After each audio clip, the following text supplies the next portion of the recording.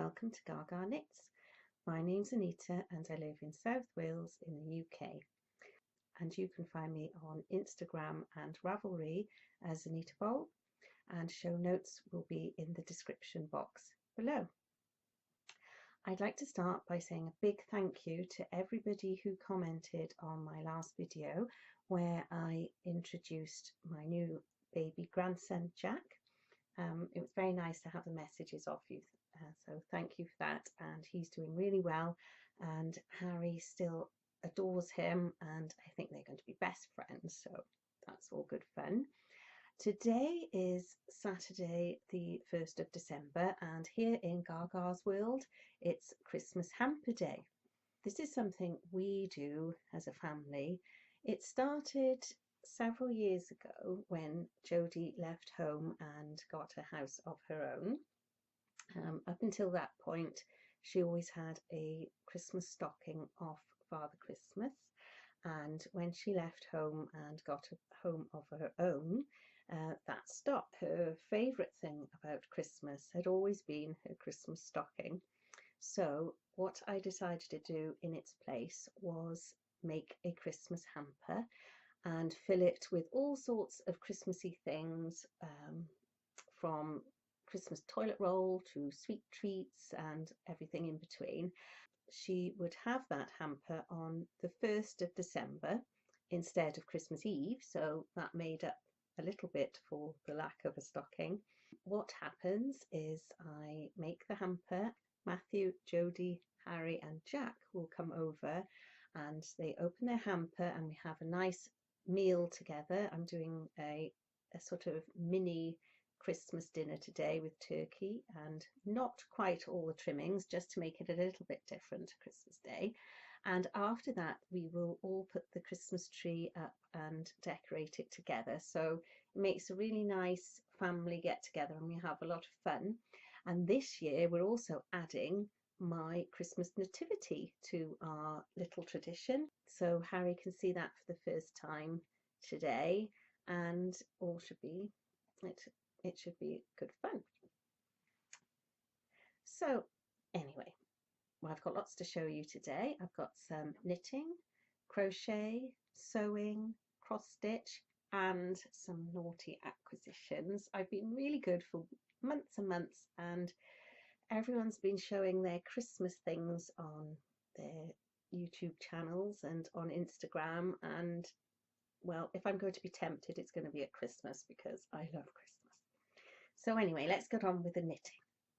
As you can see here, I have finished the body of my Branches and Buds pullover by Carrie Bostick Hoge, and I'm loving knitting this, but it does take a lot of knitting, all this 4-ply, and I've made it a bit longer than the pattern suggested because I like it quite long on my body. So I've just got to do the sleeves, and I've got this much left. This is just under 1 skein because I knitted that longer, but I'm thinking, well, hopefully I'll have enough to do the 2 sleeves. I'll just separate what I've got and knit as far as I can. The trouble is I like long sleeves as well, so I'm hoping I'll have enough. And I'm going to knit the sleeves on this sock wonder that's 3.25, and it's the one where it's got a longer needle on the one side than the other to make it easier for knitting. So hopefully I'm going to do my sleeves in that and see how well I get on, because I should just be able to go round and round and it will be quicker than magic loop, although I do like magic loop much better than knitting in the flat, but these hopefully will be even quicker. My next project is Jack's little baby socks. They are here in this little sheet bag, and I have finished 1 sock. So small. Oh, here it is. So here's the 1 sock finished. It's the yarn, ooh, I've got fluff on it. It's the yarn that I made his flax light, and he wore that the other day, and Jodie sent me a picture and he looked really cute in it. I'm not going to put many pictures of Harry and Jack up on the channel because Jodie and Matthew don't really like their photos put on social media, and I always ask before I put a picture up, and they allow the odd one, but I respect their wishes because if that's something they don't want, then that's fine. So that's why sometimes you might get the back of Harry's head shot if I've made him a jumper, but occasionally I'll put pictures in, so look out for those. And I am on to the next sock. Oh, it's so small. It's in my little DPN case because I am knitting these on DPNs. I'm really getting on with DPNs at the moment. Here's the cuff of the second sock. I've made a little stitch marker, Christmassy. It's meant to be Christmas pudding, and I'm working on the cuff, so tiny, and I'm using these needles that are the Knit Pro Zings, and they're 2.25, and I'm just doing really well. My magic loop needles for socks are higher sharps, and although they're really pointy, which I like, they're quite slick, and my stitches sometimes come off, but these are better here. The yarn sticks on and doesn't slide off so much, but they're not quite as pointy as I'd like. So a cross between a zing and a higher sharp would be good. So I'm enjoying knitting with these, and hopefully I'll get these done soon, so that baby Jack can wear them with his jumper. So there's that project. Let me put everything back in the bag. I've laid it all out.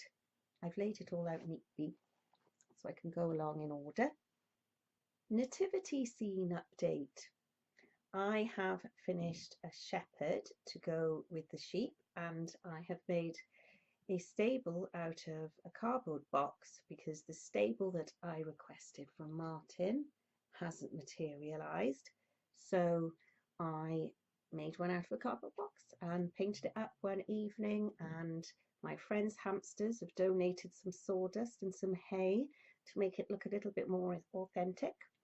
I shall put a little picture in here.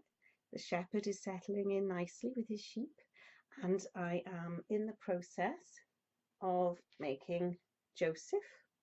So I've got this far. I've just put the cardboard in to make him a bit more steady, and I went a bit wrong because this is meant to be the cream yarn, but I was watching a film last night and changed the yarn colour and realised his face is going to be the same colour as his coat.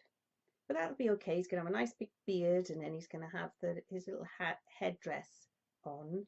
So hopefully with his eyes and everything, you won't notice that he's a funny colour.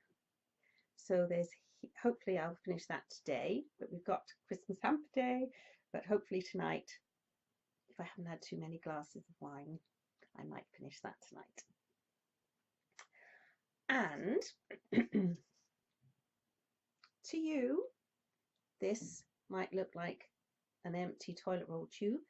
To me, it's baby Jesus's manger. I'm thinking I might cut it in half this way and then turn it upside down so the one curve is the base and the other curve is the bed, and I might paint it brown and make a manger, although I have a little stack of hay in the corner, so we might just lay baby Jesus on that, but he is supposed to be in a manger, so this might become a manger in the next few days. We'll have to wait and see. Crochet. I only have one thing that I'm crocheting at the moment, and that's my granny stripe blanket, and I have been doing a little bit of work on this because in the evenings, if I don't feel like doing anything that needs any brain power, I just crochet on this. So these are all my different colours that I've added. I was a bit concerned because it was quite a bit of pink. I could have made baby socks in with that pink. That's what I was going to say as well. I weighed my one little blue sock that I'd made and it's 7 grams. So for just under 15 grams, you can have a pair of baby socks. So it's a really good way of using up the leftovers from projects. But obviously I'm putting the leftovers in here as well. But I'm quite tempted to make baby socks because they're very cute. And so I'm adding to that as and when. That's a long-term project, so it's just nice and there's no rush, no deadline, just when I don't feel like working on anything else.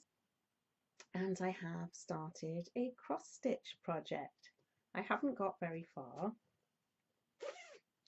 This is the pattern.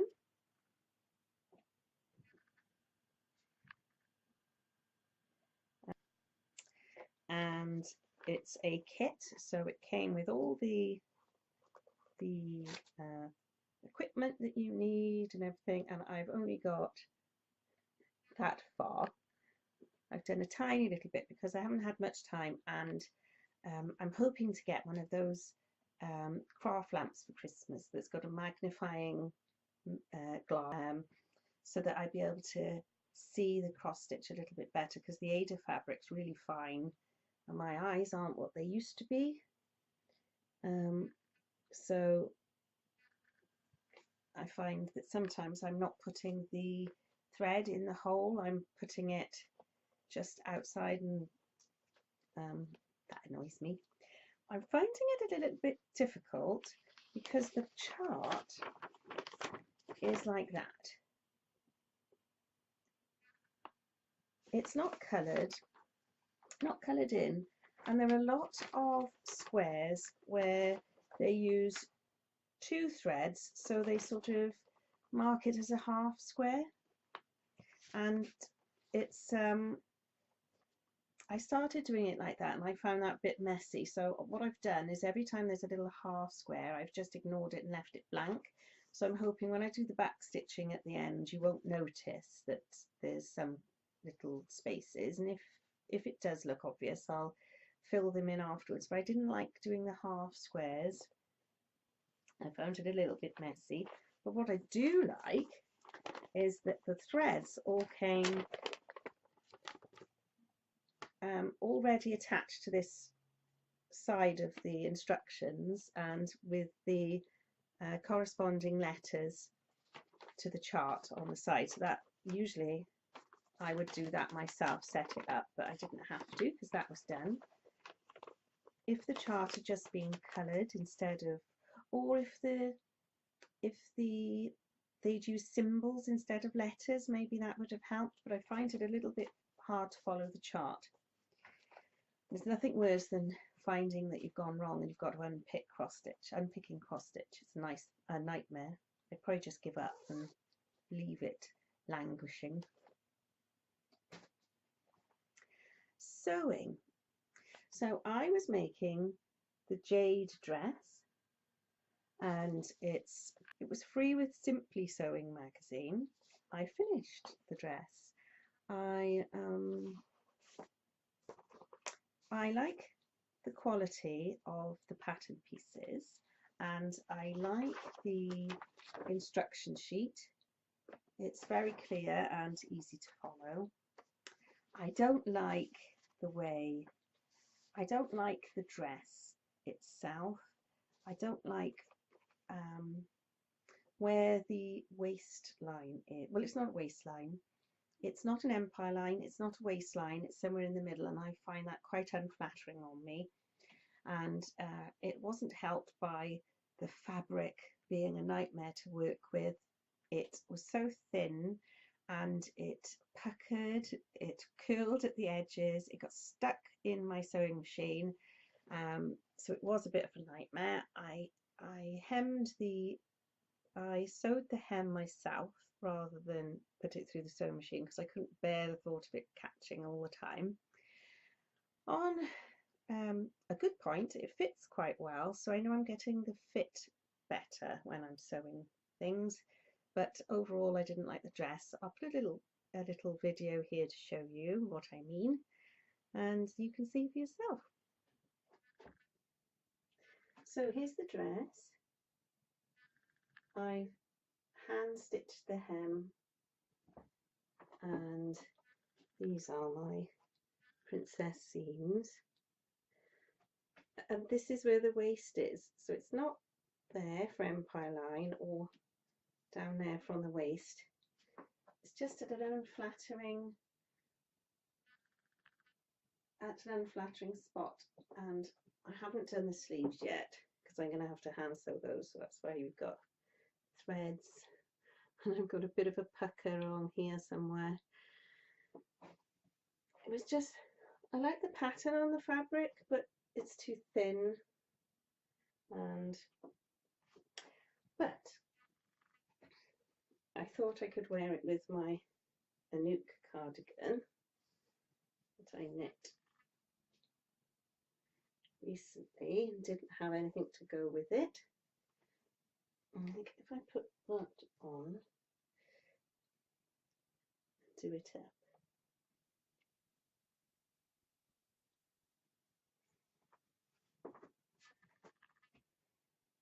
then maybe I can wear it like that and it doesn't look so bad.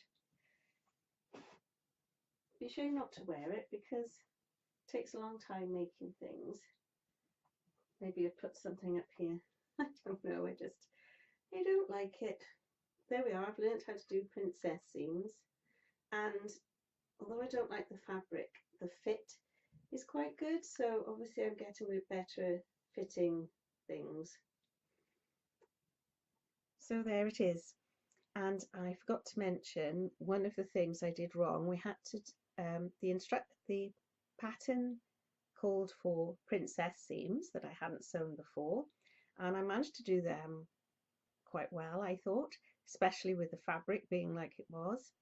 And when you attach the skirt, there were pleats in the skirt, and you were to match the pleat with the princess seam, which is quite logical.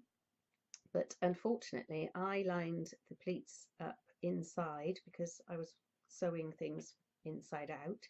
So I lined the pleat up with the inside of the pleat with the inside of the princess seam, which was brilliantly lined up until I turned it out the right way, and then obviously it was the wrong end of the pleat lined up, so the pleat wasn't lined up, and there was no way I was unpicking that fabric. So that's another reason why I've decided just to wear it with my Anouk cardigan, and all that will be hidden from view. Only I'll know that it's completely wrong on the inside. Acquisitions, as I say, I have been really bad. So I blame other people. For example, Ellie of Tyddyn Bryn, she showed on her podcast her lovely Christmas yarn, and I resisted the first time she showed it, and I succumbed the second time, and I bought 2 skeins of her lovely, and it's soft and it's green and sparkly. How could I? There was no way I could leave this in her shop, and it's called Vintage Christmas in Green. So I've got 2 skeins of that, and then I thought I am trying to not just buy things for the sake, so I thought I'd better get a pattern to go with this so that I can cast it on straight away. When Harry comes over later, he absolutely loves caking up yarn. He is such a strange 5-year-old boy. So after lunch I might ask him if he wants to, we'll get the ball winder out, and I might ask him if he wants to skein to cake up these for me, because I know he will. And the pattern I've chosen to go with it is an Andy Sutherland Audrey in Unst, and that's it there. I can't really see it that well there. Is there a bigger picture? I'm sure everyone knows. There's a little bit of lace detail on the front here. So I thought that would be beautiful. There is no way I'm going to get that ready for Christmas, but I will knit on it over the Christmas period, so that will be very enjoyable. So I've got the yarn, I've got the pattern. Obviously you need a nice project bag to put it all in, and that's when now I blame Eva from Coco and Flora, and she's got a lovely podcast, and there's her card, Coco and Flora.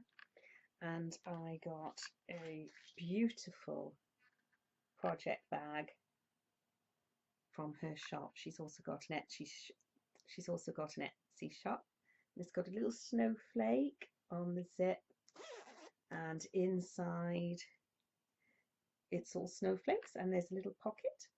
And she also sent me some lovely Christmas stitch markers. Beautiful, so they shall go on the project as well. So I've got everything I need to get started with that. So thank you, Eva, for the beautiful bag, and Ellie for the wonderful yarn. So once that's caked up, I'm casting on. And then my next acquisition is the Sirdar Alpine. I think it's just acrylic, and it's lovely and soft. And this is Tina from Simply in Stitch's fault, because she used some of this to make a cowl, and I'm going to completely copy her and make a cowl out of this for me, because I have a black and white check work coat, and I thought a cowl in this would be lovely, nice and warm and snuggly to wear to work. So that shouldn't take long. I haven't got a pattern, so I'm just going to cast on however many stitches I think and knit away until I run out, and then turn it into a cowl. So I'm looking forward to doing that as well. And last but not least, I have here a Christmas bauble. Get it down. I hooked it on a crochet hook. This is Jenny from Owl About Yarn's fault. You see, none of this is my fault. So this is her Christmas bauble, and in it are skeins of yarn and sweet treats I can see, and some lovely stitch markers. And it's quite funny because she's put a tag on to and from. Well, it's to Anita from Anita, because this isn't going anywhere. This is mine. And with it, you get this lovely pattern. This is what drew me to it. I saw Jenny showed this pattern, and I thought, I have got to have these. And excuse me. And then she showed these Christmas baubles, and the bauble comes with all the different colours that you will need to make these exact mittens, and they're perfect. The colour, I wouldn't change the colours or anything, they're perfect. So I'm going to do that. And not only that, Jenny very kindly has offered a code for a viewer of mine to win this pattern. I'm not sure how you do it with a code, but I will find out the proper details. But anyway, you could win this pattern for yourselves. Unfortunately not the bauble, but she might still have some of these left in her Etsy shop, Owl About Yarn, if you want to get these exact colours. And so I've got to pose you a question. So if you could subscribe to my channel and then leave a comment in the boxes, the comment section below. And I would like to know, what is your favourite family tradition and possibly why, how it came about. It doesn't have to be Christmas themed, but any tradition that you do in your family that might be a little bit different or unique to you. So good luck with that. And because they are so obviously Christmas, I will do another video next week where I will draw the prize winner, so that it gives you enough time to knit them up for Christmas if that's what you like to do. So if you've subscribed and clicked on that little bell, you'll get notification of when I will do my next video, because I'm not actually sure when I will film it. So good luck with that, as I say. So that's everything today. I hope you have a lovely week and enjoy all the Vlogmas videos. I'm looking forward to starting watching those today. So bye for now.